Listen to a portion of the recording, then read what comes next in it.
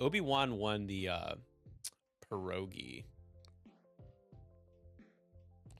So I don't. Who did win in the? Joel won Bay Area. I know Josh won Middle Earth. Oh, it was Taylor J. Yeah, so we should give a shout out to him as well. That can be brief just because that was old points. That was like a couple of days before the change, so not too much we have to talk about there.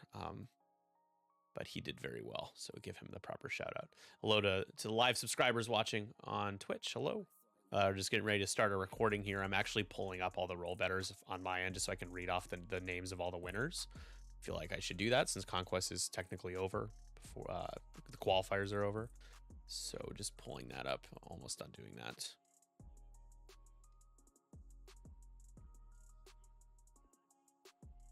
Empanada. Okay.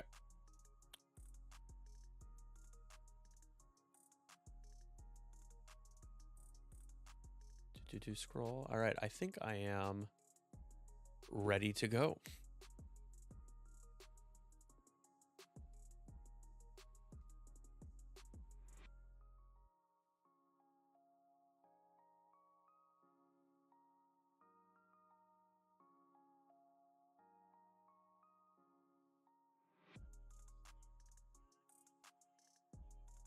My name is Nick Sperry.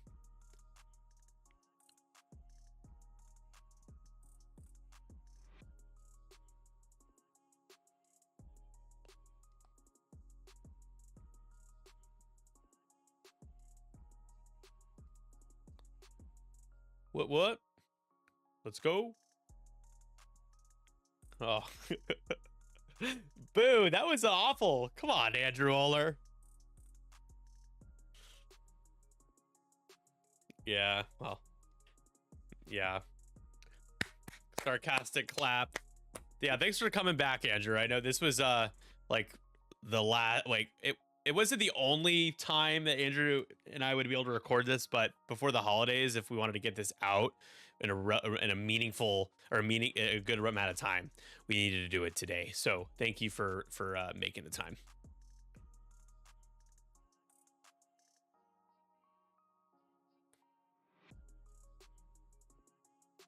Yeah, I'll just try to say Oler or Kuba, either or. Yeah, either or.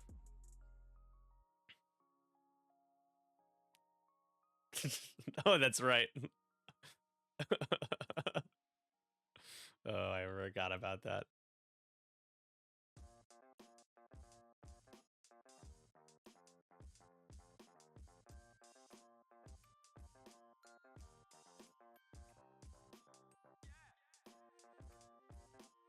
This has felt this has honestly felt the most active that X-Wing has been in a while, at least for me.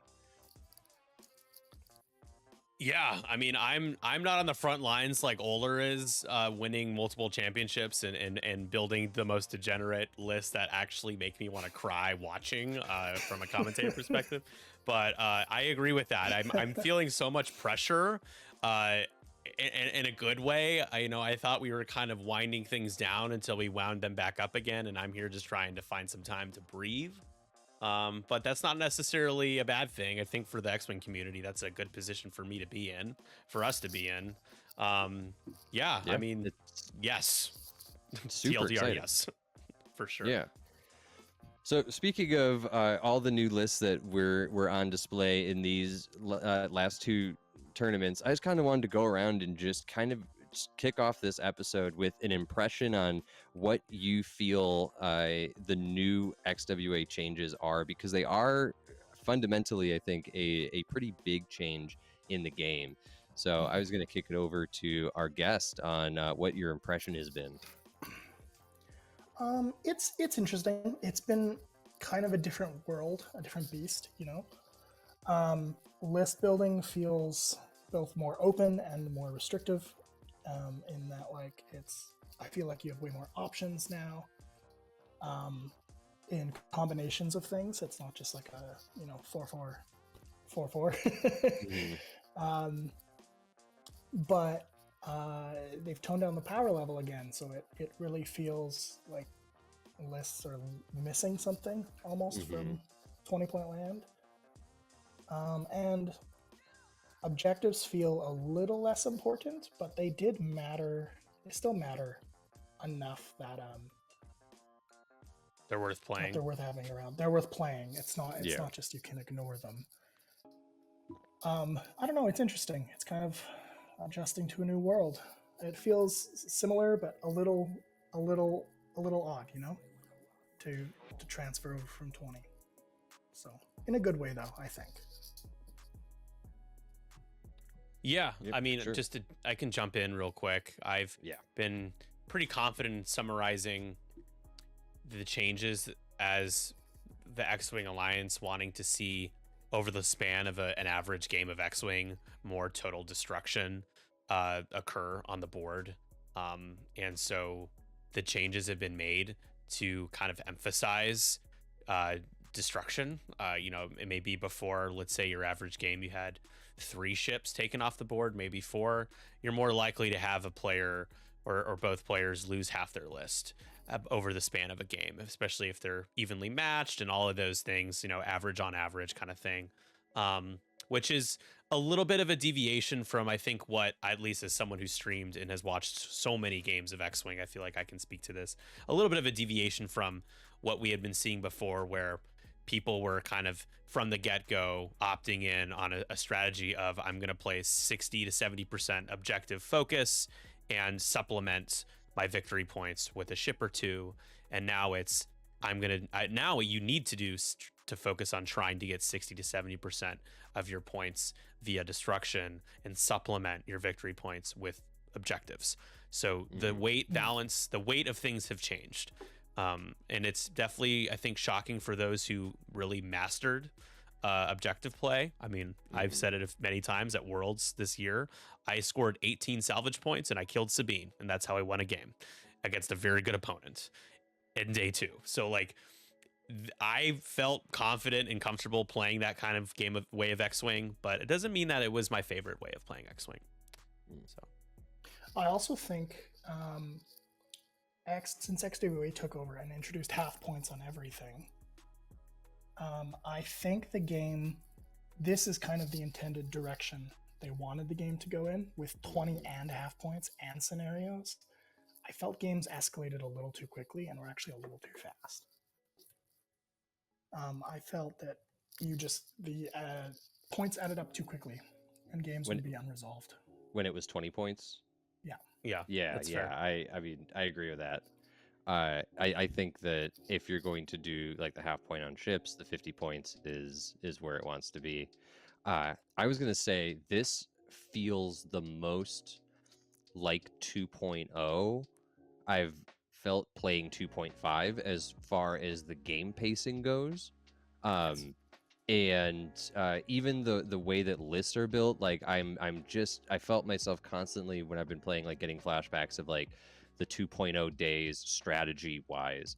But I also am wondering if that's because maybe objectives were nerfed a little bit too much. Like I feel like we're on the cusp of like something really amazing with X-Wing, and I think if maybe there might be some room for some of the objectives to come back a little bit, like not make them to where they were as important as they were before XWA took over, but even just like, I think there's just some little tweaking that needs to be done there, and we can kind of have like all members of the community have like a play style that matters. And some of those ships that came out during the AMG days that were objective based like make a little more sense. But overall, I've been super thrilled with these changes, and it's been so fun, like list building and playing in tournaments.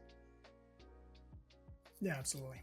Yeah, I mean, I'm personally, I'm always a fan of overcorrect and then adjust, than undercorrect and then scramble. No pun intended. This is just, again, I don't think anyone thinks I'm here trying to bash anybody, but we can harken back to the very first iteration of 2.5 at Adepticon before it was Worlds, and it felt half baked. Like it was a beta, and they acknowledged that they needed to collect a lot of data from the players at that event to like see how good or bad things were, but it was very strange. It was wacky. It was wacky. It didn't feel tested. It felt half baked. It just wasn't ready. And so instead of them kind of really taking it away and giving us something that felt more polished, they're like, we're gonna have you guys be our play testers. And you know, I'm not a huge fan of that personally. I think it's any developer or organization, XWA now, it's their responsibility to run through the testing enough to feel confident in what they're delivering is like, here you go, play this, let's see how it goes. And so there's been an overcorrection with a little bit. I wouldn't say anything drastic, but with power level when it comes to objectives, by a small percentage. You know, we're not talking about any sort of massive issue, but you know, when we talk about the California System Open, I'm looking at the results across the rounds and how few of them hit 50 points. And that's like, that's a data point or a thing we should pay attention to. If games are evolving so much, but still not hitting 50 points, that means that, yeah, the objective play weight is a little down from maybe where it should be. But here's the thing. How do you fix that? It's not that easy, because then math gets really weird and bizarre if we stop doing the 2-to-1 kind of ratio or 2-0 or 1-to-1 scoring. You know, do you double it? Like, it just, people are not good at math, so it's just there is some room to change, but I'm not sure what those changes would be. XWA would have to figure that out. But yeah. I mean, we talked about on the last episode that maybe like a 2-5 split could be something that we could look at. But yeah, I mean, there's lots of people have ideas, and that's what we're here to talk about on this podcast. I was going to say, speaking of the California System Open, if we wanted to start getting into some of that data, Nick, you were just there. Yeah, let's take a dive into that. Yeah. So that's the second event that we have traveled, that I've traveled with our gear, about 130 pounds worth of baggage, 2 hard shell cases, a backpack with a computer and batteries, and a duffel bag, and which was easy peasy on the way there, not so easy peasy on the way back. We'll talk about that in a moment, but I want to give a shout out to the Shaken pilots. They're guys that have traveled really well and played X-Wing at all the conventions, all the tournaments. Michael Moshba was the one who hosted me. He's one of the core members of that group. He literally opened up his doors and gave me a bedroom and let me crash at his gorgeous apartment overlooking San Francisco from the hills. We were literally on a slope, like a deep incline or decline, depending which way you're driving. It was the most Bay Area thing ever. He has an amazing apartment, just a really great guy, and he did an awesome job running this event with Joshua Miles. So I just want to give them a shout out, the Shaken Pilots, and also Dan Fowler, who helped set up and organize that event as well. This event was the first System Open that was using the new points. So a lot of intrigue around this event. Really felt proud to be able to bring the event coverage, like for people to be able to watch it. A lot of people, especially from XWA, we all wanted to see, you know, how this would go, and it went great. You know, one thing I want to note is that turnout for U.S. events has been, I mean, I'll be candid, as a former PR lead and still a member of the group, a little underwhelming. It's been a slower growth than what we've seen overseas. A lot of people were just waiting to come back to play X-Wing in Canada and especially in Europe. And here in the US, we're dealing with almost a little bit of an opposite, where a lot of people have decided, you know what, I don't think I want to play this game right now, or in a lot of cases anymore. And so we're seeing the literal effects of that with turnout in the US, especially LVO had 16 people. However, with that event, it was twice in 1 year. I think that's incredibly unfair to look at that data and be like, X-Wing's not doing well in the United States. LVO is a bit of an exception because of the fact that it was in January and October. But we had 23 people at this one at the California System Open. So, I think we were hoping for over 30. 23 I think is perfectly acceptable, and we appreciate everybody, especially those who traveled from lower California, which is like 6, 7, 8 hours away. We had people from Orange County. We also had folks like Jorge from Washington and the Portland area. Obi-Wan and John Witherspoon made that trip from the PNW. So we got really good variety on the West Coast, on that coast, coming and playing at this event, which is really cool. Yeah, it's incredible. Yeah. And if you guys want to indulge me, if you click into Roll Better for this event and you just click round 1, you go to rounds, and I'll read off some of the scores for you guys, just talking about 50 points. We had 18 to 31, 46 18, 25 to 22, 56 to 22, 38 to 6, 34 to 37, 14 to 59, and I just counting down, we have 2 games that hit 50 plus. Round 2, I'm not going to read all these out again, but we had 2 games in round 2 that went to 50 plus. Round 3, 1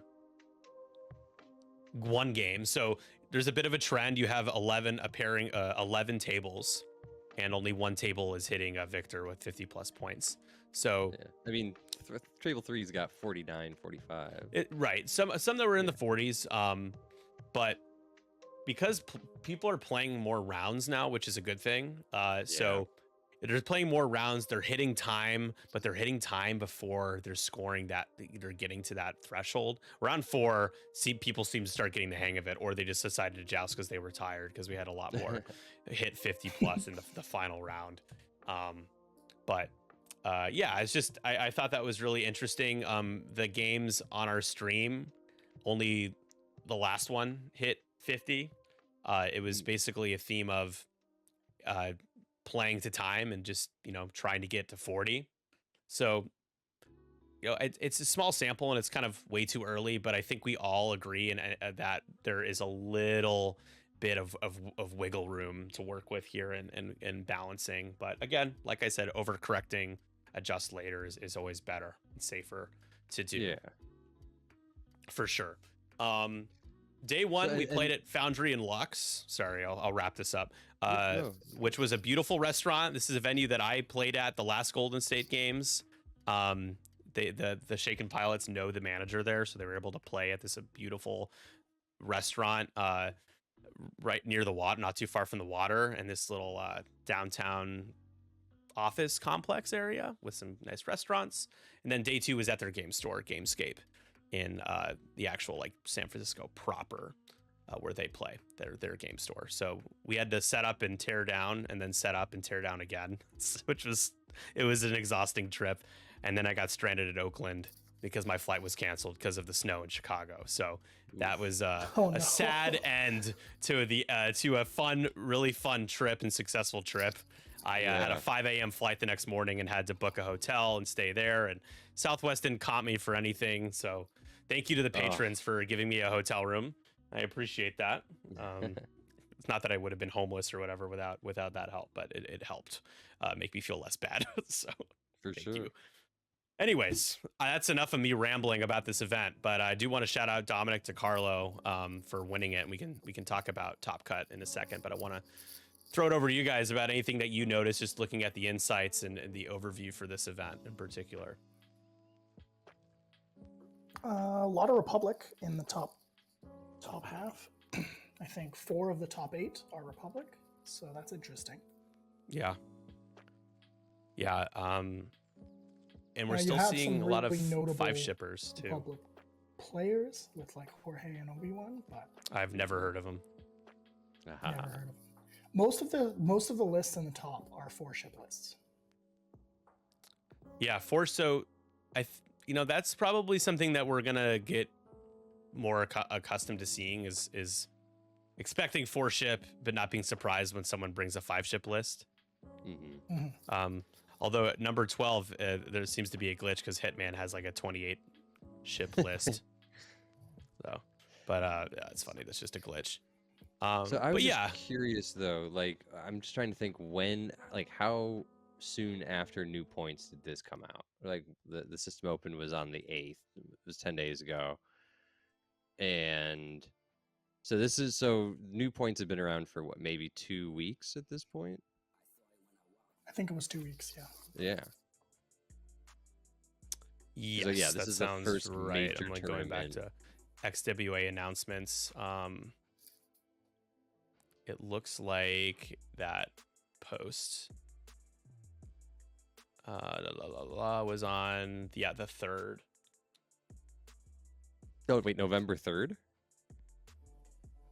The stage was, oh, I'm sorry, that was a follow-up to the post. It was the 26th of October was the okay. So it's been about 2 weeks then.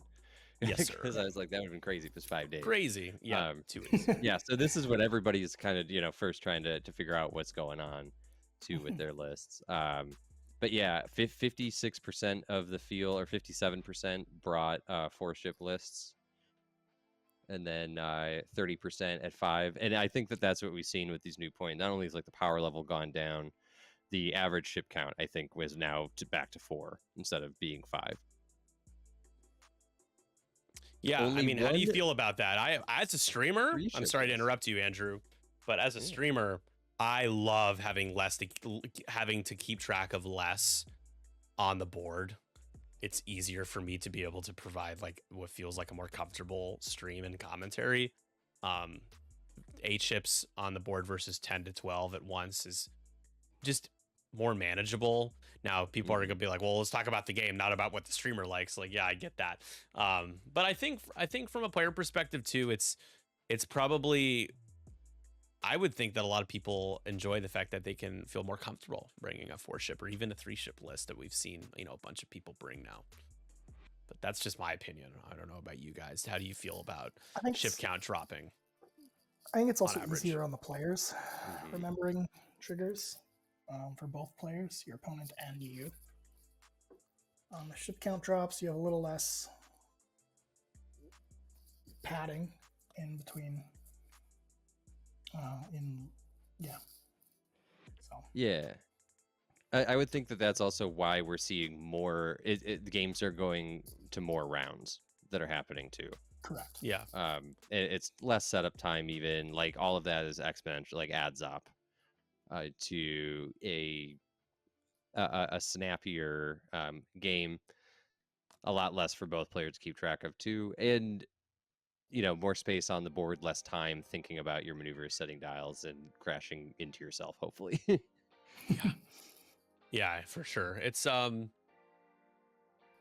just like clutter became such a big part of X-Wing for a while, for years, with scenarios and more ships on the board. There's just more tokens. There's more clutter. And I think having to mark an extra 2 or 3 ships when you need to check a firing arc, like all of those things add up to like the mental toll or the physical toll that it takes on you over an event, especially playing, in person mainly. And so, yeah, I think it's just nice that there's more open space, that you have different theaters of combat happening. You have a one-on-one, like 2 aces going at it at the bottom of the board, and then you have 2 ships on each side, or a formation, coming at each other in the middle. And I feel like there's less clashing towards the middle of just everything kind of being thrown together. Now, granted, this isn't a blanket statement. You see very different types of engagements every game of X-Wing, but now with the average ship count being 4, I think there's a little bit more of a tactical mindset that people take with where they set up, and delaying an engagement, or trying to catch a ship off guard and really being more aggressive. So kind of the inverse of that. It's kind of a brave new world of like, let me try things and see what sticks. What does my playstyle look like now? How does it change? How does it adapt to this new system? I'll tell you one thing that I really love about this, again, referring to what I see when I'm watching games and what I want to see when I'm streaming games, is that the pendulum effect is more real. Someone can score 12 points and the other player scores 15. It's no longer a all right, they got the 5-point ship. That then the other player got the 5-point ship, and now they're tied again. Like different ships being valued differently allows for things to swing in a unique way, and for there to be maybe more swinging back and forth between players, which is For sure. exciting. It's like, oh, you could, a comeback. We saw a comeback in the Alamo Conquest. A player was down by a lot and came back in the last 2 rounds and won. And I mean, that's good for the game. That's competitive.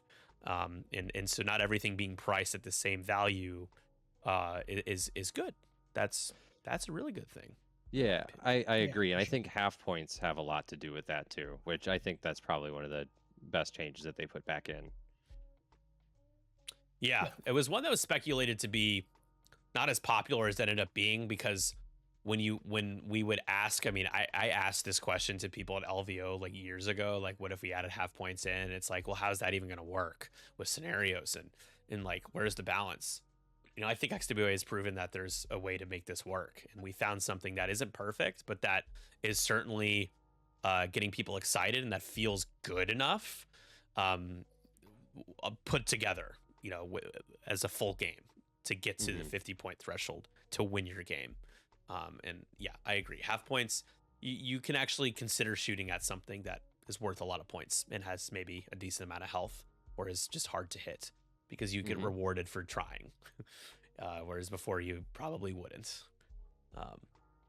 So yeah, we can take a look at the Andrew. Yeah, I wasn't sure if Andrew had something to say. Andrew on that. can chime in too. No. I keep talking. Yeah. No, it's all good. Okay. I'll chime in when I'm. You guys are very eloquently discussing. Well, you're here for most a of the reason, my points that I friend. You had skipped an event to be here, so I appreciate the call out, because yeah, you definitely should be chiming in. Does anything surprise you, Oler, about the squads or the faction distribution? I mean, for a California System Open, Republic, like you said, had 20, was about a quarter of the field. Anything stand out? That's the number one number. Scum's always been a popular faction, and Scum will always be a popular faction in tournaments. Inversely, CIS is always usually the least or the second least popular, and they always do well. Republic being the top dog is surprising over like Empire or Scum or Rebels, though, in terms of both cut percentage and overall field percentage. So yeah, that's just, I think Republic's awesome, but that's just Rick was surprising. taken in 5 different instances. It seems like Rick Ali is probably one of the best value pieces, especially at I5, with the ability to roll additional dice, go fast, get free evades. I was gonna say, Yeah, for sure. I wonder if we're looking at a snapshot of that. This is people trying to make, because I'm looking at some of the compositions here, and it feels like people are trying to make their old lists work in the new meta. Yeah, and I think that'll be what people gravitate to, especially early events like this in Alamo and stuff. Yeah, People exactly. will experiment more as time goes on. Now, what was really cool about Dominic's list, he won the event. He had a resistance list, and I can't think of too many times where resistance has like won a large event.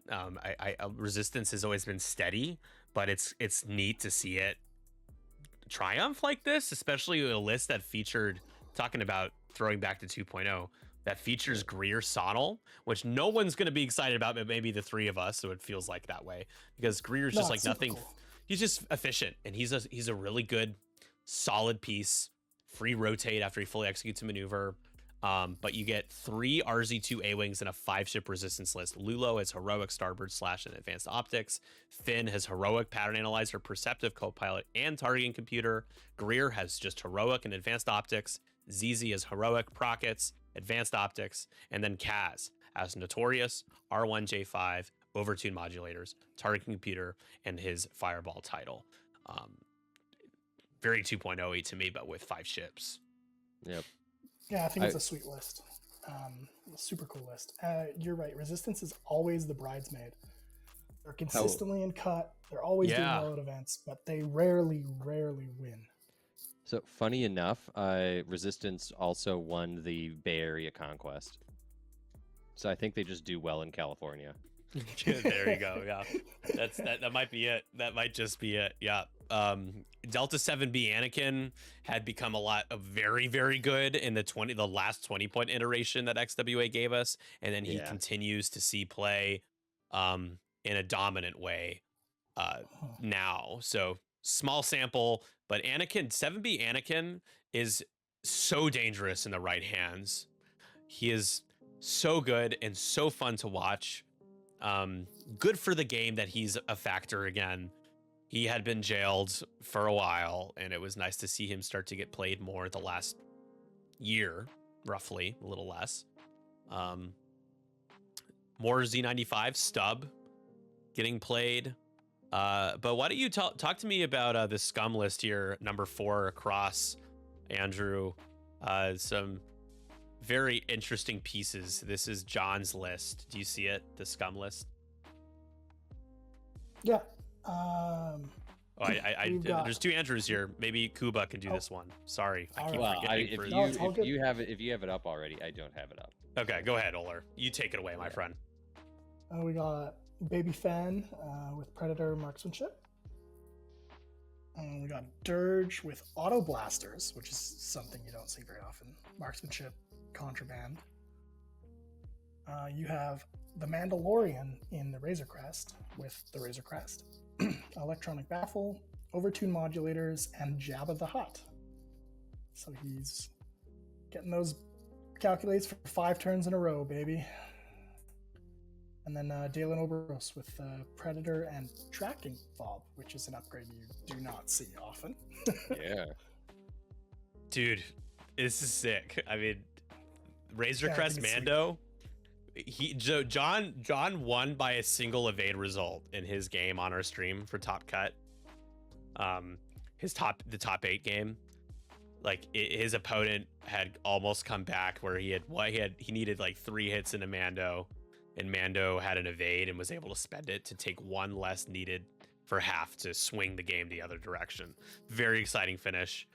But a Razor Crest on the board, another chassis that has basically been jailed for whether because people didn't want to play it or that it was too expensive or awkward with loadout or both or all of it, whatever. Love it. Dalen Oberos in the Star Viper. Turns out that, guys, remember there are other pilots in the Star Viper besides Guri. Yeah, it's just super good. can't nothing else. Funny enough, we're not talking about this event in the show notes, but there was also a big event in Poland this weekend, last weekend, and this exact same Mando build won the event. Very different list, but this same Mando build. So I think it's something to keep your eye on. Yeah, it'd be nice if I'd love to pull out the Razor Crest again. Yeah, let's do it. 100%. But yeah, I mean, great first kind of foyer for the US and the first system open with the new points as well. Thank you again to Michael and the Shaken Pilots for hosting 312. And, it feels good to be able to do right on our promise to cover more X-Wing events in person and travel with our gear. We're really proud of the stream that we put together and where the channel has gone. And so it was really awesome to kind of flex that and show some important XWA X-Wing to the world, to anyone who wanted to watch. So any last thoughts for California System Open before we move on over to Conquest? Jorge almost did it. He almost did the three-peat. Yeah, and he has already won LVO twice this year. So yeah, in 1 year. He won the Canadian System Open I was at just a couple weeks before this. Wow. Yeah, I didn't realize Jorge only had just started playing during COVID. Wow. Yeah. Good for them. I was gonna say, do we create a triple crown for X-Wing? I think we kind of have to do that at this point. Might have to do that. Yeah. We start. I Getting, can't think of a jackets, sweeter guy to win something like that than Jorge. Jorge is probably the model type of player that I'm hoping, like you and. Well, I'm gonna give you guys. I'm gonna butter you up really quick, Oler. You and Jorge both are 2 people who, have just been optimistic enough and continued to play and show up in every way possible, and had a really good attitude about all of the things that have been going on with this game, and being receptive to what the XWA has been trying to do. And I hope that rubs off on more people. I appreciate it very deep, like very much. So I just, from a player perspective, people always say, "Hey, thanks for streaming. Really, thanks for everything you do for the community." But there is the type of player that you guys are, that you and Jorge are, is equally as important to the sustainability of this game at this point. So I just want to give you guys that shout out. Well, thank you. I just like X-Wing, and I'll keep playing I roll it till- dice. I play ships. Yeah. I'll keep playing it whatever form people want to play it in. So I just happen to really like the form it's in now. So yeah, I mean, I think we're onto something. I had felt really burnt out from playing, and I was taking an extended break, and I just didn't feel like playing the 20-point system anymore. I was just like, I just don't, and it had nothing to do with the quality of what you could play. I just didn't feel like it. And then this happened, and it's just like, you know what? Like I feel rejuvenated and optimistic about the game, more than I have felt in a while. It's because you got to put Defender Vader on the table. Well, I had never played Defender Vader and then until... rinse me with it. Well, I asked to play Chance Engagement, so I think I kind of beat you by just choosing Chance Engagement. I probably lose any other. I know. Well, I lose any other scenario. I'm pretty sure of that. Yeah. Well, can we play Chance? That's incriminating, man. And no one needs to know I'm playing Defender Vader. Now, no one respects me anymore. No, I'm happy you got your spark back. No, that's good. Yeah. I got to play Defender Vader.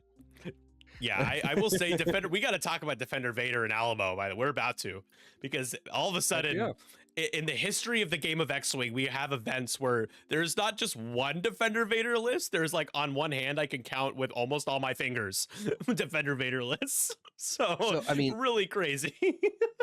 It was funny. I mean, this is a good segue, I guess, into Alamo. And it is. My experience with it was when they announced Defender Vader, everyone read the card and was like, well, this has to be like a million points, because this is way too crazy of a ship. And when it came out, it was already priced out of being worth it to play. So I think the new meta has made it the perfect meta for Defender Vader. Like, I've never seen more Defender Vader at a tournament, I think, since they had even released the ship. You're right. It's crazy. I mean, this is a unicorn. Like, Defender Vader is like a cheat code unicorn that, like, you'd be like, you don't have the balls to take. That's half your list. In 2.0, he was like 115 points. So, I mean, he was beefy. He was a beefy boy.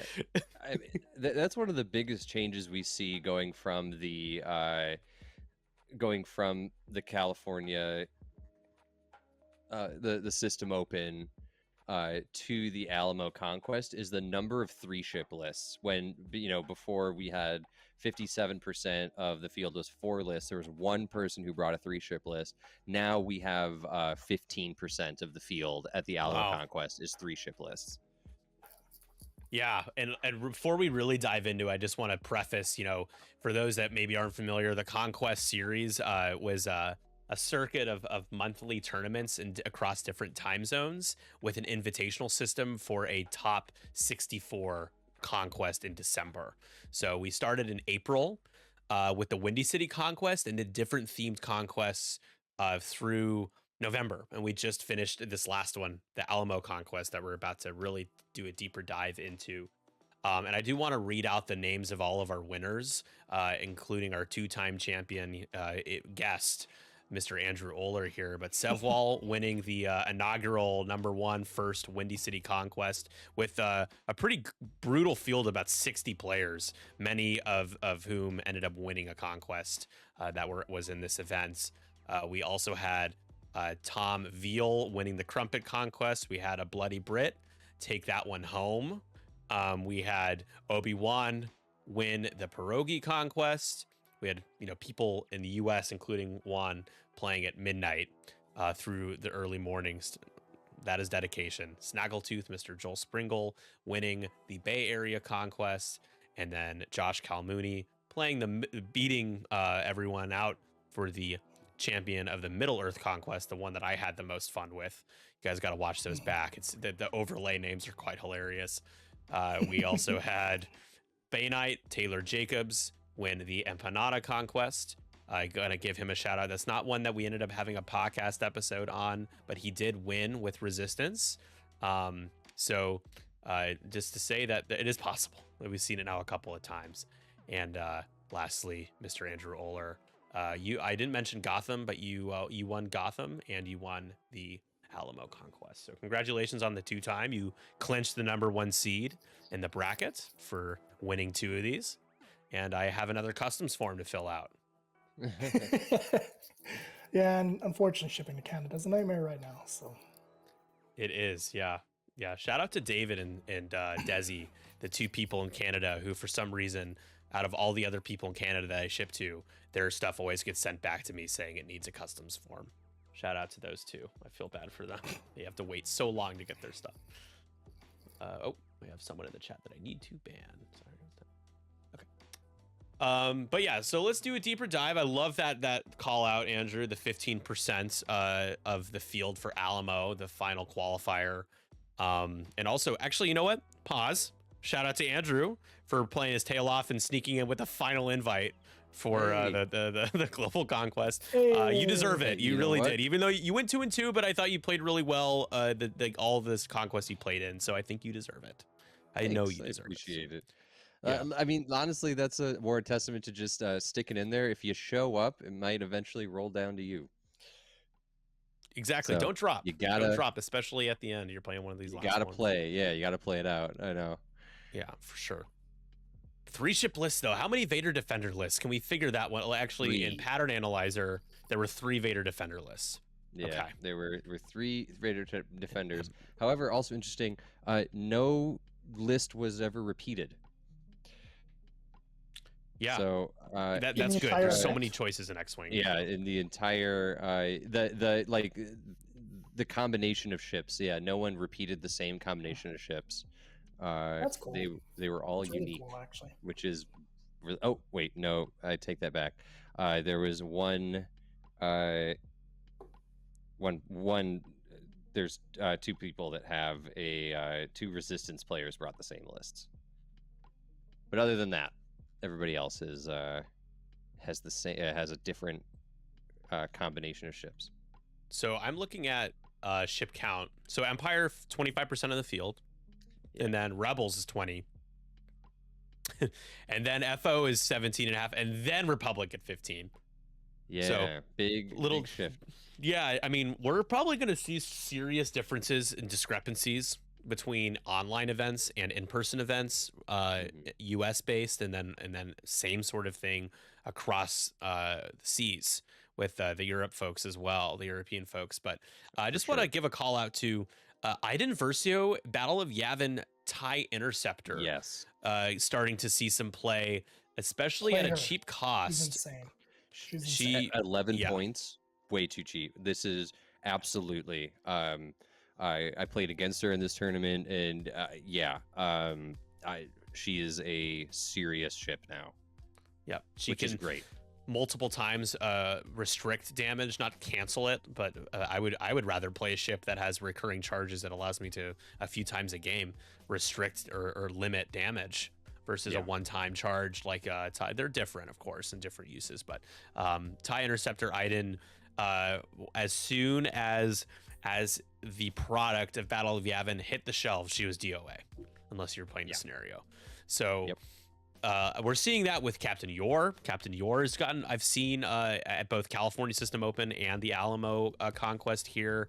Countess Ryad, the Defenders, when we're talking about Empire, is a theme. Yeah. TIE Defenders. Jendon getting a couple of games, including our first game on stream was Defenders versus Defenders, which was pretty epic. Can we all still agree that the TIE Defender Elite configuration is generally pretty bad?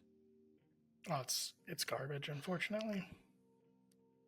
Because that was the theme of the game in game 1. Yeah, Yeah. was TIE Defender Elite Vader versus the non-TIE Defender Elite. It was Jendin and X1 Vader, but we saw that the fact that Volt Scarus and Vader Defender being limited by this configuration cost them the game. Because they couldn't be defensive enough. They just took a ton of damage. And, it's just like, I can't think of a configuration that is worse for a chassis than the TIE Defender Elite config. I actually am so confident in saying that. I think it's the #1 worst configuration in the game for what it does to a ship. It makes it so much worse. I don't care if it can double tap. It cannot have a white 4K and it cannot full throttle. I don't know about that. Yeah, I mean, losing the full throttle is the most damaging part of it. Well, yeah, losing the white 4K is a huge deal, though, too. It's like, sure. I can understand removing full throttle, but I agree, right? Like, why did you have to also still remove the 4K? Like, it was overcorrecting because they thought the double tap was that dangerous. And it really only is super, super good with Vader, or can be, with Vader and maybe Vessery. Maybe. And Vessery. Yeah. But it has to be, you have to really line something up. Which, does intrigue me a little bit. Ooh, that's interesting. Okay. It does pique my interest. That's interesting. Well, and then also Jendin has it, but the rest of Jendin is just so good that it doesn't really matter. Around it. Yeah, Jendin still can do the white 4K, but he gets the free target lock, so he gets that, like, he's like in the middle, like. Oh, he can do the white 4K. Yeah, he gets the dial is unchanged for Colonel Jendin. He just can't full throttle evade. He can full throttle, quote unquote, full throttle target locks instead. Right. So that's the compromise. Is you lose full throttle, but you get the target lock 4K, and that's still pretty good. Yeah. I think that this is just talking about, I guess, the defenders in general. Now that we're just on Empire, I think that this may be a symptom of just the power level coming down, and so it's allowing these like big damage dealing pieces to emerge like again. Absolutely. We're this data point doesn't necessarily mean too much, but I mean, so look at the pilot initiative distribution. I think this is it's still interesting if you go across. So you have, let's see, I'm trying to make sure I read this properly. So this graph is it's the number, the number on the graph is the number of pilots taken into that initiative, correct? I believe that's right. Which one are you looking at? Oh, the initiative, pilot initiative distribution. Yeah. Yep. So we're sitting at 4, between 3 and 4 for the most pilots combined than any other combination of 2. So, which is, sorry, actually, we have 32 I6s. So I stand corrected. Yeah. But you have more 3s and 4s than we ever dreamed of, like over a year ago. XW did a good job of starting to reintroduce lower initiative as a playable feature and option in list building. They did a really good job with that. But 29 instances of I3, 41 of I4, and then we have 42 and 32 for I5s and I6s. So the Alamo Conquest dominated by the 4s through 6s, really. Very, talking about 2.0, when I think of 2.0 and the kind of player I was, aces. I was a big ace player. Let me look at California System Open's insights and just see if we had a similar trend with number of pilots taken at those initiatives. Let me see here. So I4s and I5s were the most taken, and then not as many I6s, 16 instances. So yeah, what does that say about the I1s, I2s? I mean, how many great I1, I2 choices are there? Finn comes to mind. I mean, what else can you guys think of that's like truly great? A lot of the generics. I think a lot of the generics are more playable than people are probably giving them credit for. Yeah, TIE fighters, generic TIEs. The red, what FO has the Zealot, the Red Fury Zealot. Red Fury We'll talk about Zealot. him soon, but Rex. Oh my god, yeah. Wampa gets a lot of play, and I think Yeah, it's Wampa's still great. a pretty good value. Yeah, let's talk about what performed well leading up to Andrew's list. So we got a cool spread of the top 4 had a combination of 3 ship, we had 5 ship, we had 6 ship, CIS, 4 ship FO. So that is cool that our top 4 players, not one ship count was the same. Yeah.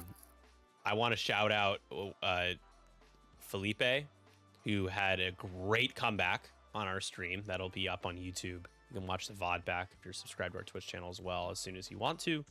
Against Liam Lee, another great game, great run for him as well, by the way. Shout out to Liam and his dad, Brack. Cool folks. But a Wat Tambor General Grievous Sun Fac list accompanied by 3 Discord missile carrying Trade Federation drones. So undefeated with that list. I was his round 3 win. So I got to go. How did you feel going up against that list? Because Wat Tambor was incredible in the game on stream. Wat Tambor is incredible in my game too. I mean, you couldn't ask for a better Kraken carrier that can, even do damage. I was trying to catch him with, Soontir Fell, and he was able to sit in the middle of the board where I didn't want to be, and took a chunk out of my decimator, and I just wasn't able to fully destroy him. But I mean, it's a lot of ships to chew through with this list, and having you kind of have Grievous and Sunfac together is great with that Kraken support team with Wat Tambor. So we were also playing our game was trying to think. I think it was Salvage Mission 2, which was the wait, hold on. I'm trying to think if it was round 3 was Salvage Mission 2. So 6 ships against my 3 ship list on Salvage was also pretty tough. Yeah, I'm sure. Final table, absolutely solid list. Go ahead, Oler. I'm personally very happy. I'm happy for Felipe. He had an awesome run. I'm very happy I got to play Tharlan in the final because I think Felipe would have run the bones on me. Yeah. I think that matchup is way worse for me than the 3-ship Empire. Yeah, and that's a good segue into Tharlan bringing Colonel Jendon and the Defender, BOE Jendon there, the standardized Whisper, basically able to acquire target locks, cloak, recloak after shooting. Really good. Very, very, very good. And also really cheap. I think 15 and points. You can't lock it. Yeah. Can't lock. It's, maybe a little too cheap. And then just a simple X1 Vader. It reminds me of 2.0, just having hate and fire control system. And that's it. That's all he has. Super efficient, though. Does what he needs to do. Super efficient. His matchup against you was difficult because of what your list is able to do, and we're about to get to that. But it was really hard to watch for me because he was just splitting fire all the time. He did not shoot bigs. He was allergic to shooting bigs. Yeah, exactly. We'll and talk it was about that soon. But he ended up he actually was in positions where I thought he was going to really eat it, and then he didn't. And I was like, oh, you got to take advantage of this. Like you didn't suffer the consequences like we thought you would. And then he, couldn't take advantage. But your list puts a lot of pressure on players. There's a lot of synergies. It's good. Like, talk to me about your list. You had a 5-ship list: Fen, Boudica, Biggs, Kyle, and Captain Rex. Walk us through it. Yeah, it's kind of a 2.0 fair ship rebel bullshit again. Sorry, I shouldn't. You can. We swear all the time. I do it. Yeah, okay. Yeah, you're good. No worries. It was initially built around Boudica Biggs because I think that they're very good, efficient pieces in rebels right now. Boudica being 12 points and getting pretty much everything she can dream of. And Biggs just sitting beside her and being 10 points and being able to keep her alive. We played around with some pieces. Me and Kaylin Wong built this list together. And we kind of discovered that Rex is really good for how cheap he is. He's criminally cheap. Oh, that suppressive fire ability. And has a talent, which I think he's only had ever in XWA land. So him being able to get Snapshot, which like Snapshot is kind of a meme card. You never expect it to do anything ever. But being able to snap something and suppressive fire it is extremely annoying. Rex is just an absolute nuisance to deal with. Can you walk us through the condition card, like what happens when he shoots, like how you remove it, why it's good? Essentially, all it is if Rex shoots you, he applies a condition card to you, which essentially says if you shoot anybody but Captain Rex, you roll one less attack die. And it goes away if Rex is shot at by anybody, so you can shoot at him with another friendly ship and clear the suppressive fire. Or if Rex, dies. But also if Rex does not shoot, it goes away in a round. But in a list with Biggs and Boudica, where Boudica, if you don't shoot her, she shoots you back. Biggs takes damage for friendly ships and splits damage really well. You add in this other wrinkle of Captain Rex that just is a little nuisance who harasses your big guns and tells them, shoot me, right? Yeah. I mean, dude, there were moments in this game where he was range 1 of Boudica and had the most impossible choice to make. Like, do I shoot at this ship that has Beskar and Concordia, or do I shoot at the ship that I need to shoot at and get boned? Because I'm already going to get shot at range 1 time. Boudica do I make it twice? Very hard. Yeah, and you have Beskar, Optics, and Clan Training, and Predator, which is kind of the creme de la creme build for these Fang fighters. It's just chef's kiss. Does kind of everything you want. You get the defensiveness, you get the free locks, you get the bonus focus with Clan Training, and you get the reroll, the double mods potential with Predator. I mean, and then you get her bonus attack ability, and at I4, which has become more prevalent in the game, I4s. She's not as likely to get picked off by a higher initiative in this landscape. So just a huge wrinkle for especially an Aces player playing 3 ships like Tharlin. Tharlin had a great run. That final game, his list collapsed on him. I mean, it literally could have happened faster, but it was a nasty game to watch. I mean, he scored 62 points by the end of that game. 62-13 was the final score. He didn't end up killing a ship. Yeah. He did like 4 damage or 5 damage, including the regen from Biggs with the chopper, which is also freaking annoying, dude, that you can do that. So annoying. Yeah, regen Biggs is regen Biggs is just disgusting and dumb. Like, come on, man. Over the tournament, though, the real winner of the list, despite it being built around Boudica Biggs, the real winner of the list is Fenrau Sheathbead.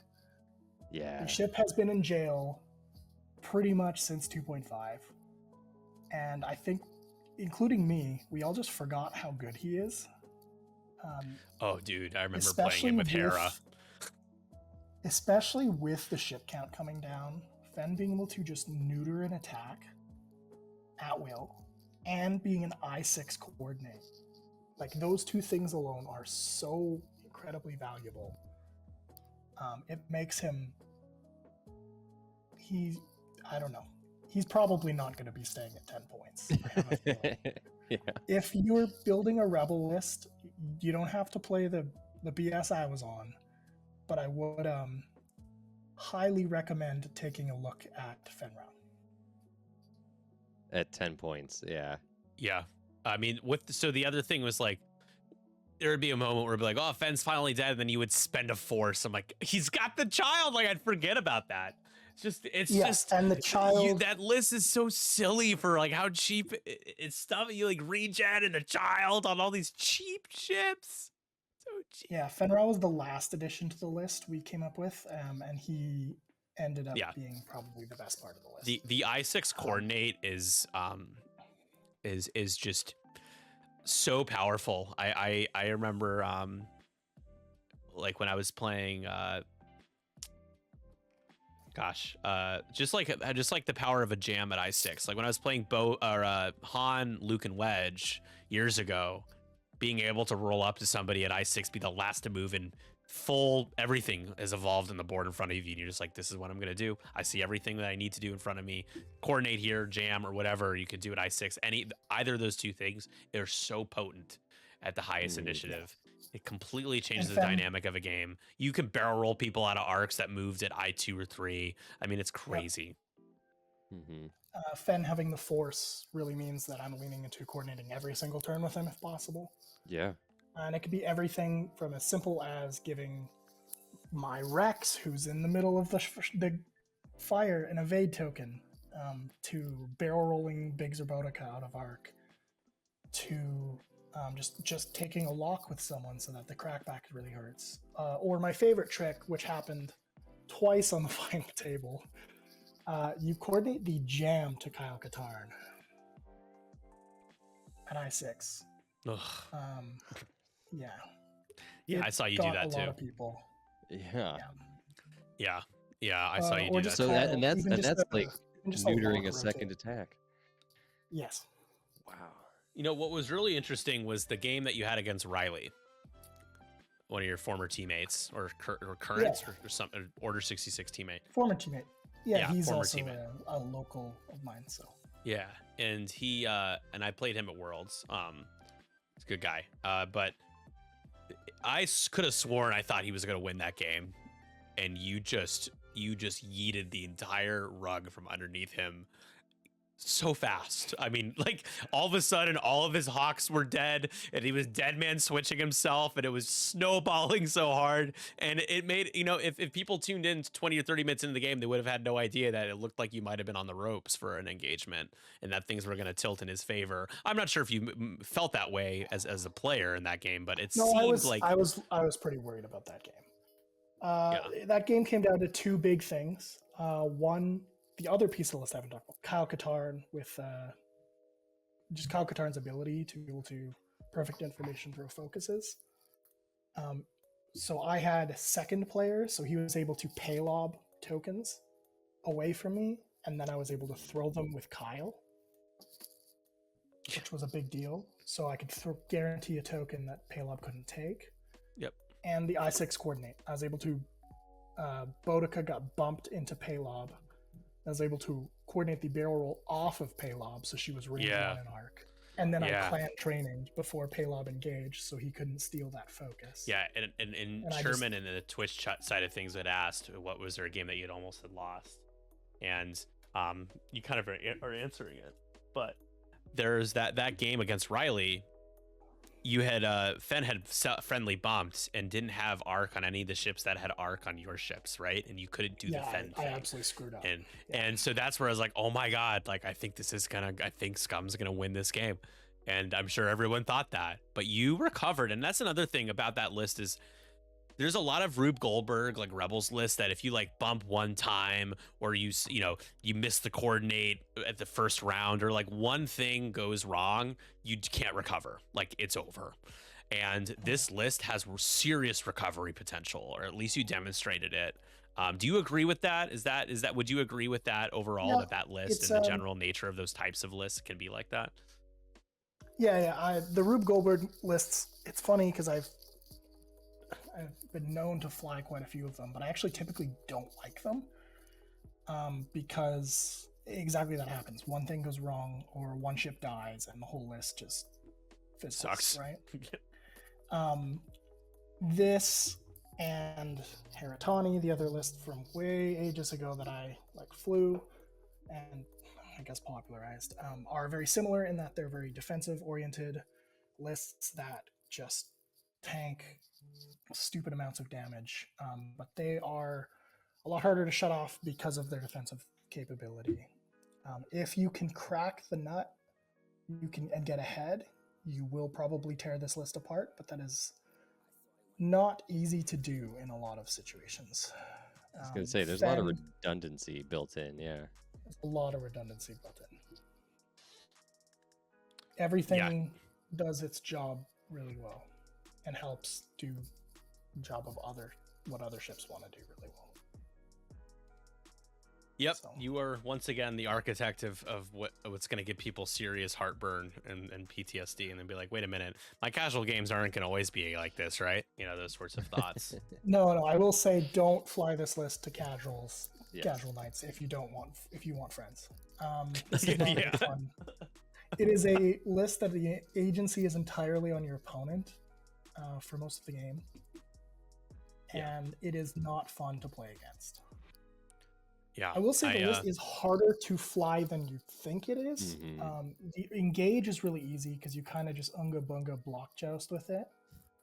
But because everything's like weird matching initiatives and different dials and stuff, it does get pretty messy, and I find it fun, but messy and weird, and you have to really fly by the seat of your pants in the mid game to try to keep everything tethered. And like Boudica has a very different dial than Biggs, who has a very different dial than Rex. If you can withstand the Boudica shot, I think you have to sink everything into Kyle. You kill Biggs or Kyle. That's the secret right now. I'll tell everybody. You have to eat the Boudica shot once or twice, and you just have to kill Biggs. Yep. For sure. And like this is a list too where everything's got to kind of stay close together. Like, correct. You can outposition it. Yeah. I did really mean things to Jorge, who was dancing around me, but that was mostly at the cost of Fen being able to perfect information reposition ships around his I-5 Plo Koon. And then an early target lock I took with Biggs, being able to clip an ion torpedo. Like one of the 2 times I shot it. The ion torpedoes are just there for chopper most of the time. Yeah, right. No, but I did shoot it and ionized his Anakin. It's amazing how ion torpedo serves more of a purpose for Cad's it's not Cad Solus, it's who's the Joy Rekhoff, and now for Biggs and Chopper than it has ever served as actual weapon. And it's a good weapon. Yeah. But it's just funny that it serves like upgrade card purposes more than it gets used as a weapon. Yeah, I mean, it's situationally good. It is 4 dice. I think against Riley I shot it just because it's 4 dice is better than 3 dice. Yeah. And it had one hole left on a ship, and then I shot it against Jorge. And those are the only 2 times I shot it. For sure. I included a link to the Windy City Trials, which just seems random, but just curious from like all the way where we are now versus all the way then, back in April. And just a couple of things stand out to me that are actually worth mentioning. One is that back in April for the Windy City Trials, nearly 60%, 57.6% were running 5-ship lists. So of the field, more than half were 5-ship lists, and 25% were 4-ship. And then now at the Alamo Conquest, you had 47.5% running 4-ship lists and 32.5 running 5. So what does that say? Is that 5 ships is still something that you should expect to see, but 4 ships is going to be probably the commonplace now. Yeah, moving forward. And California System opens similar with those metrics as well. This was part of the reason my list did as well as it did at this event, was that the ship count did come down from 5 to 4 average. That matters a lot. Being the higher ship count on average means that I have a little bit more objective pressure than normally a list that flies in a block on one side of the board does. And B, it means that all my defensive stacking matters infinitely more the less guns there are on the other side of the table, right? Yeah, I mean, the I6 coordinate force, token sharing, all of those things jamming, like you can be flexible to play objectives too. And you did that with Ancient Knowledge. You were easily able to play the objective. Your opponent, I mean, the less ships you have, the more pressure is on you when your opponent decides to play the objective. You're like, I have to respond and I can't afford to, versus you are like, I can apply pressure and afford to do that. You know, and that's a luxury. And then in a 5-ship count list, and this meta is going to help allow you to do that. The other thing for Windy City Trials, had the three factions, top three: Resistance, Scum, and Rebels. And then Alamo, we have Empire, Rebels, FO, Republic, and then you hit Resistance, and then you hit Scum. So small sample again. I just think this is interesting to see how people are feeling when these new points drop, and there's an event where they can kind of flex. This is the list I want to try or I want to play. So what are people kind of for the first time? What impression do they want to leave, or what are they trying to go with first? And so you're seeing a bit of an inverse with what people brought for Alamo versus what they brought for Windy City in terms of the faction representation as well, which is interesting to me. So, but yeah, I mean, let's talk about. We'll be wrapping up here soon. We'll talk about Adepticon briefly, but what are some overall? We've talked about ship count. Where do you see other trends for this game going? Or even if it's not necessarily informed purely by data, because we don't have a ton of it, but maybe a prediction, or what are your thoughts in that regard moving forward? It's kind of hard to say. I've been looking at List Builder and stuff a lot, trying to find out what's good. I think there's a lot of, like aces and an ace archetype are definitely more viable than they have been, like just pure aces in a while. Yeah, that's a good distinguisher. Pure that. Aces versus featuring an ace, right? Before, as opposed to like featuring an ace. I think you have a little more time to dirtle around the board and dodge out of shots instead of, taking a turn to, double reposition and not get shot at, and then losing all three objectives and losing the game. I think you have a little more time to do that. I think generics are something definitely interesting to look at. I don't know how much of a tool they'll make, but especially at least in the filler slots. A lot of them are very, very cheap. And they can take loadout in a lot of cases too. Correct. Yeah. What about you, Kuba? Oh, sorry, Andrew. You can finish. I didn't realize you were going to say something else. Sorry. It's all good. I was just saying, like, compared to 2.5 and even the start of XWA land, generics have not been particularly good or desirable to take in any fashion. Where now I think they're worth looking at, especially in certain chassis. Yeah, I would agree with that. Like I said, this is kind of, to me, it feels very 2.0-y plus objectives, which I feel like it is striking kind of a good balance. I do think with the lower ship counts, I feel that we're going to be moving into a high initiative meta again. I fear that as well. So I don't know if it's a fear, but I definitely think, like, I'm going to take 4 high initiative good ships over, like, 2 or 3 of them, and then my 2, like, glip shittos, right? Yeah. I mean, when Whisper's 15 points and Aiden feels like an ace too. I mean, aciness. Yeah, that's for sure. Is going to be a theme. Yeah, I will say. I guess I didn't really mean to say. I don't fear that as much either. Unless, like, I just hope that it just gets to a point where it doesn't feel too samey, where everything kind of homogenizes around, just kind of like the same archetypes like that you'll see over and over and over again. I also think, like, lower initiative jousting efficiency stuff is back on the table again. And less of these mix arms kind of lists, and more like, you can just build I'm gonna, joust you and hit you really hard in the face lists. Yeah, no, exactly. I would also say that I do feel, because objectives have been nerfed a little bit, I think that's what is leading people to this not jousty kind of format, where if you are, I experience this more just heuristically, I think, like as an ace player, that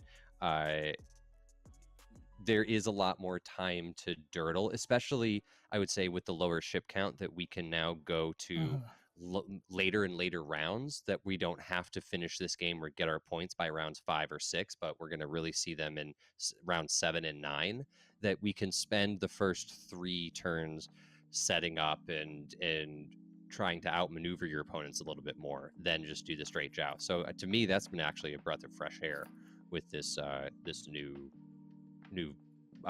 point system. Yeah, I agree. You don't have to try to force an engagement turn 2 Yeah. like you had to in 2-5.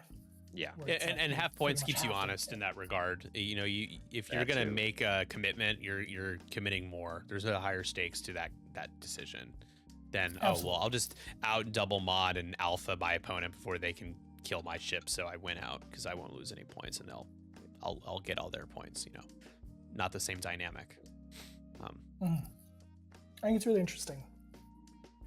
Yeah, I agree with everything you guys are saying, though. I believe that the door has been opened for pure, as you said, pure ace lists to become a thing again, and that's going to we might see a little bit more of a skill ceiling being raised, or just people reaching for it if they're going to challenge themselves with aces.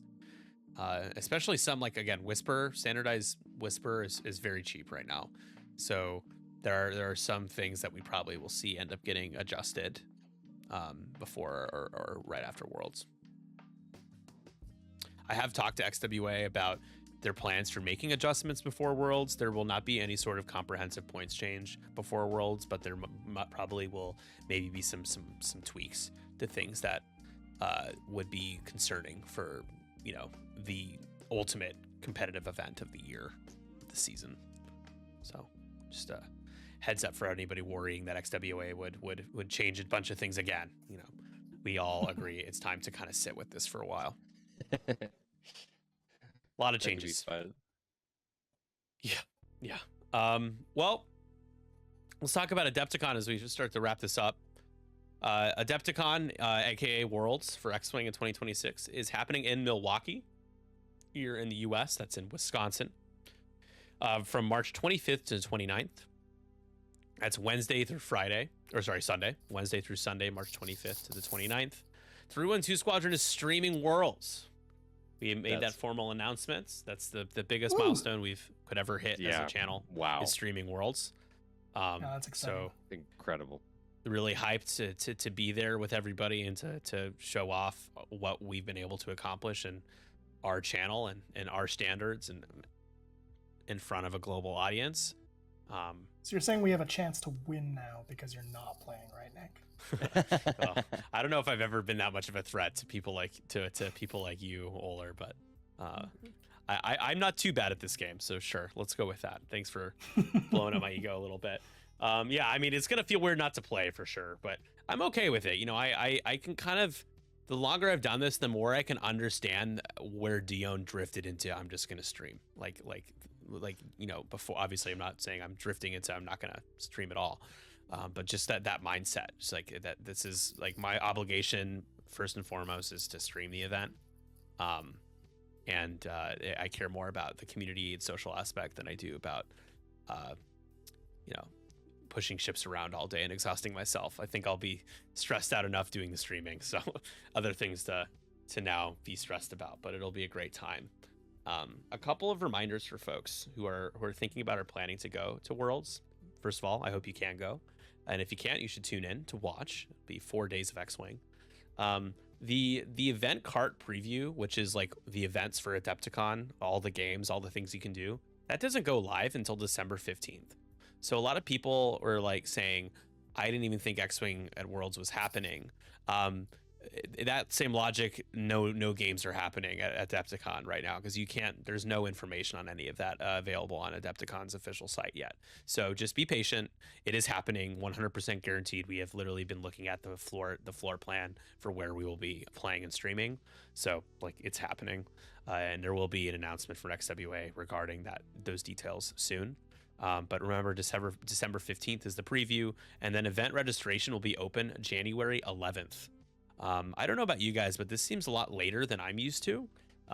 It's happening later in March, but to be able to register happening just a couple of 3 months beforehand seems different than what I'm used to. Maybe I'm just crazy, but yeah, I think it No. opened in November, December before. but- Yes. yeah, Yeah, this is So- a quicker turnaround, so.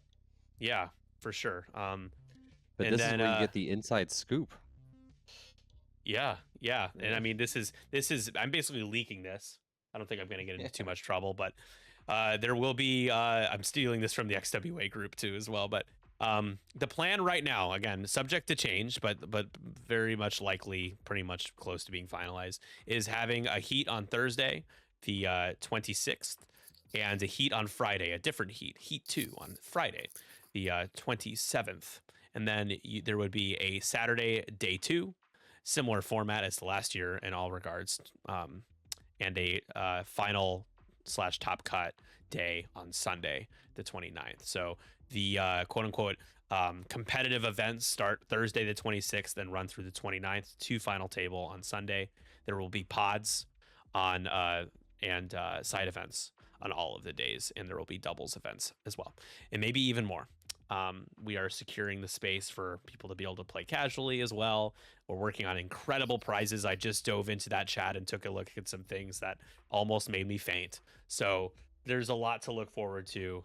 Just keep in mind that you will have lots of opportunity to play X-Wing with the XWA and your crew and your friends at Worlds. That's exciting. That's so excited. I'm so excited. I'm so I'm stoked for hoping- this year.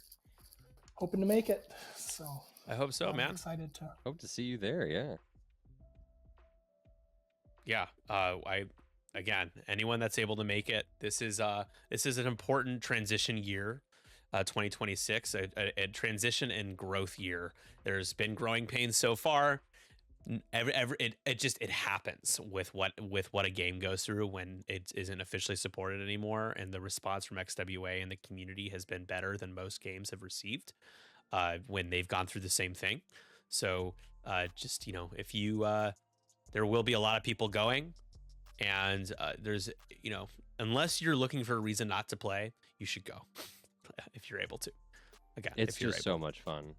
It is, and I Also, totally understand Milwaukee- cost.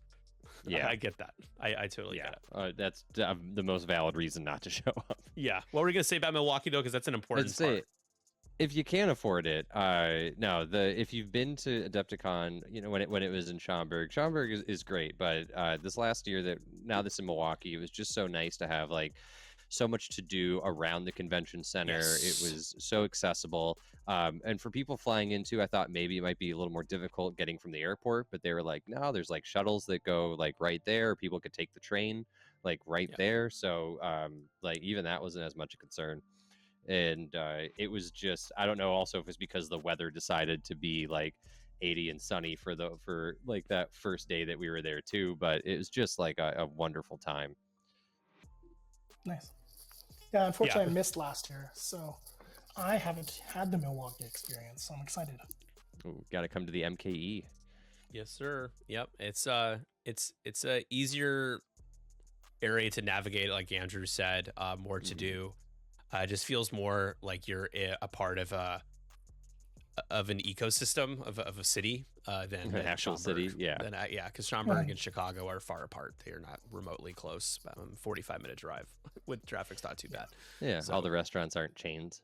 Yeah, exactly. Yeah, people saying I can't wait to go to Chicago for Worlds. I'm like, maybe Chicago O'Hare, but that's about it. All right, well, guys, thank you so much for jumping on, Mr. Oler. Congrats on your 2-time Conquest Championship. Yeah, big time. Congratulations. Thank you. Thank you. I appreciate you It was playing in them. Yeah, it was a blast. I tried to play in as many as I could. So Yeah, is very, very much appreciated. And congrats to the other Andrew, Mr. Andrew Kuba, for getting his invite to play alongside Oler. The Drew Bowl will continue in December for the Global Conquest. That's right. All right. Well, thank you everyone so much for listening to this episode. This is episode 34 Thank you for continuing to support 312 Squadron as we have finally hit the milestone of streaming the X-Wing World Championship at Adepticon in 2026. We would not have been able to do it without the resilience of the community, the support you all have given us, whether it was just following and liking our posts on Facebook, watching, commenting on our videos on YouTube, tuning in for a live stream, gifting a subscription to a friend, supporting us on Patreon in the most generous way you can. All of those things, and listening to our podcast, of course, have in our Discord and playing in our leagues and tournaments and all the things. I could go on and on and on. Those all have contributed to making this channel and this game continue to move forward and grow and exist. So I just a big heartfelt thank you as we head into the end of the year. There's a lot to reflect on and a lot to be excited about. If you aren't following us on Twitch, YouTube, or Facebook, you should. You can check out the links in the description. And we are super hyped to continue to support XWA through our Patreon reward efforts. We are creating incredible custom commission cards, base plates, stickers, everything you could need to be able to show off and create serious FOMO for the people who are not a part of our Patreon. So if you want to get in on that action, check out our Patreon tiers. It will be worth it, and you will keep us going. Well, that's going to do it for this one. My name is Nick Sperry. And I'm Andrew Kuba. And I'm Andrew Oler. We're signing off. Good night.